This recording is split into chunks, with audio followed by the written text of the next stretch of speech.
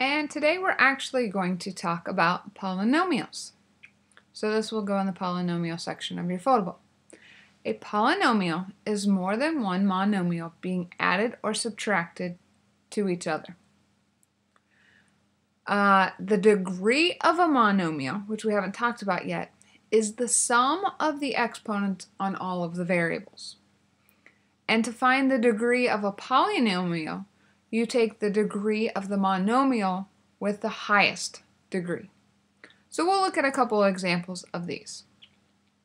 So down here, the directions say, determine whether each expression is a polynomial, and if it is, state the degree.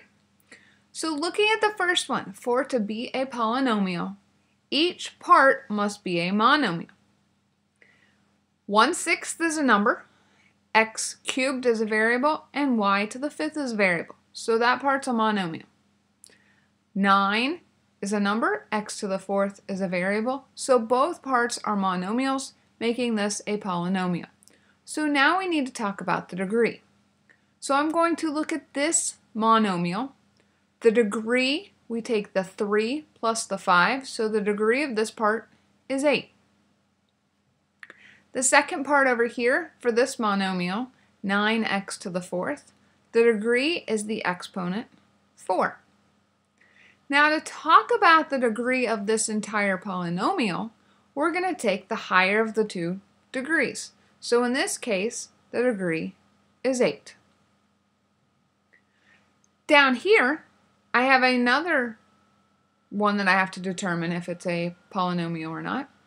X is definitely a monomial because it's a variable.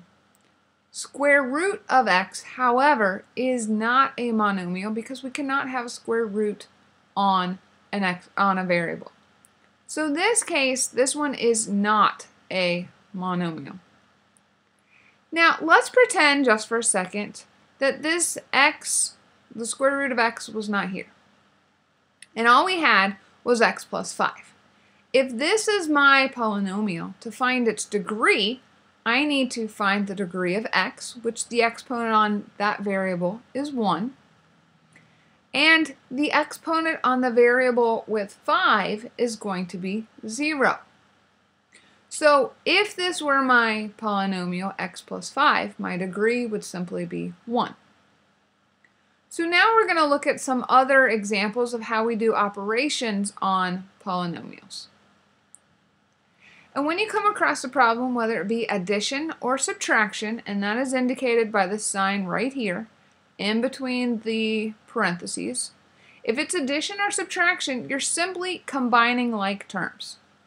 So I'm going to take my 3x squared, and I'm going to subtract 1x squared.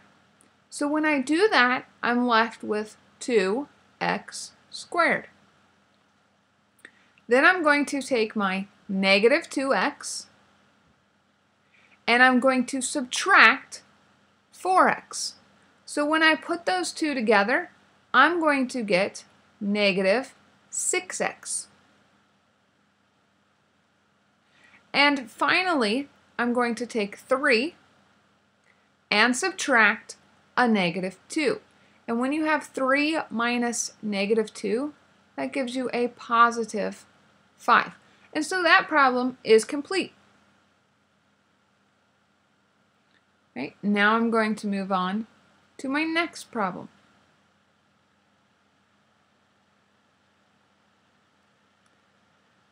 On a problem like this, I hope that you can already recognize that we are going to have to use the distributive property.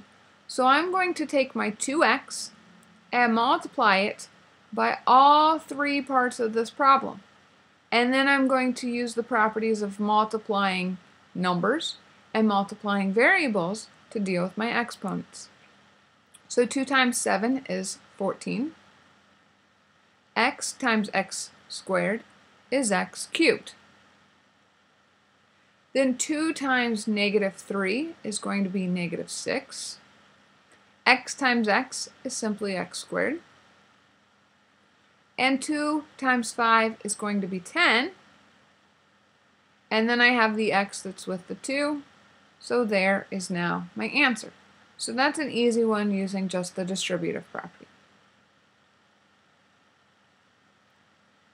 Now we're going to get a little bit more fancy, where I have a binomial, and that's what it's called when there's two terms, multiplied by another binomial. And you know that you're multiplying because there's not an addition or subtraction sign between these two parentheses.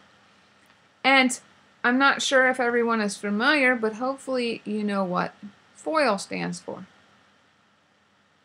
FOIL is the method that we use when we multiply binomials. The F stands for first, the O stands for outside, the I stands for inside, and L stands for last. And what this means is first, the F, you're going to take the first term in each set of parentheses. So you're going to take 3y and multiply it by 5y. And that gives me 15y squared. Then I'm going to take the outer set. So I'm going to take 3y and multiply it by the one that's all the way over here on the other side.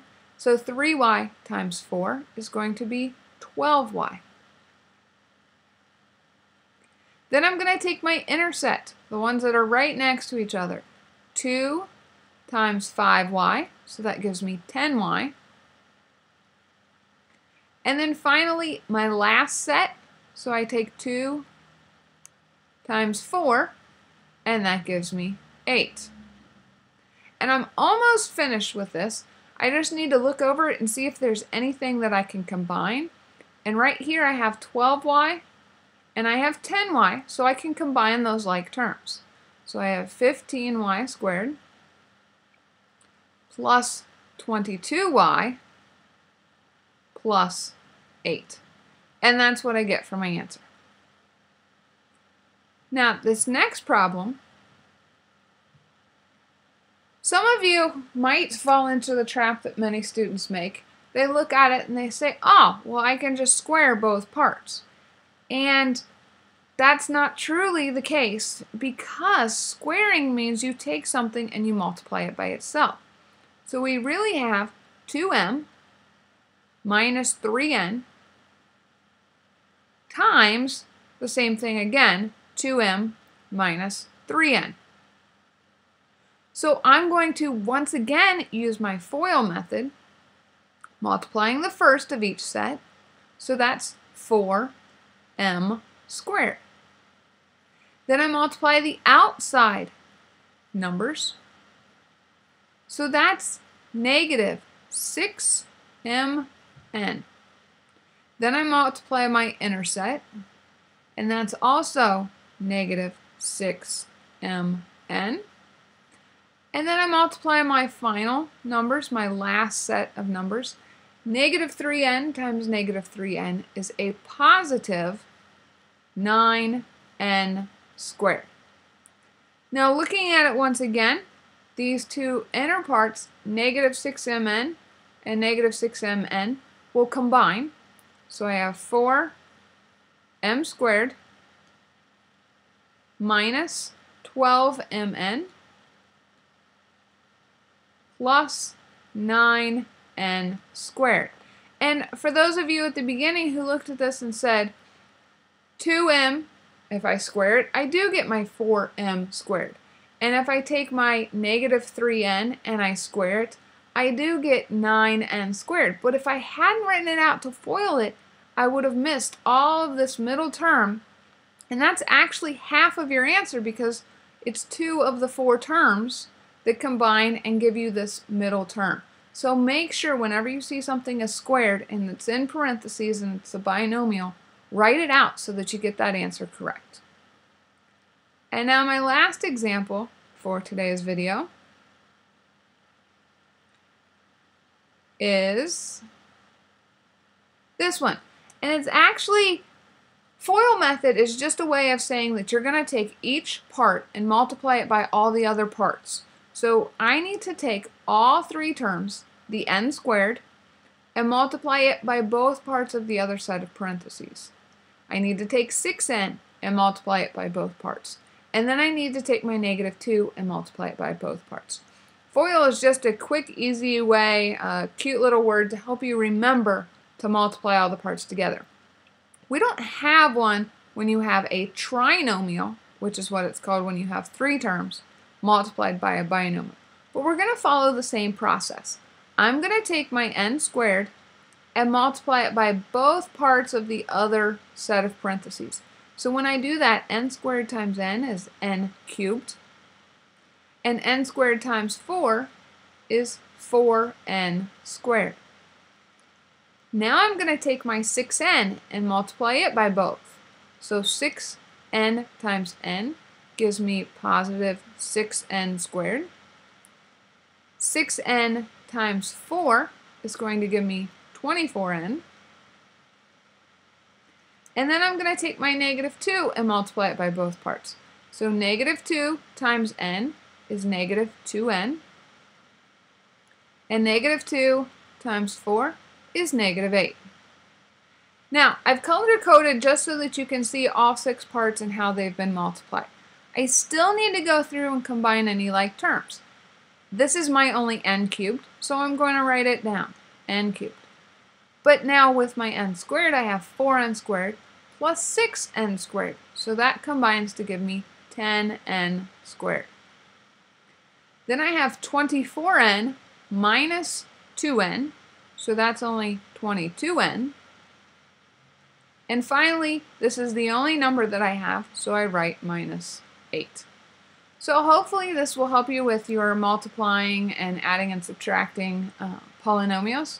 If you have any questions, please feel free to ask me tomorrow in class or rewatch the video and get some more examples. Thanks. Bye.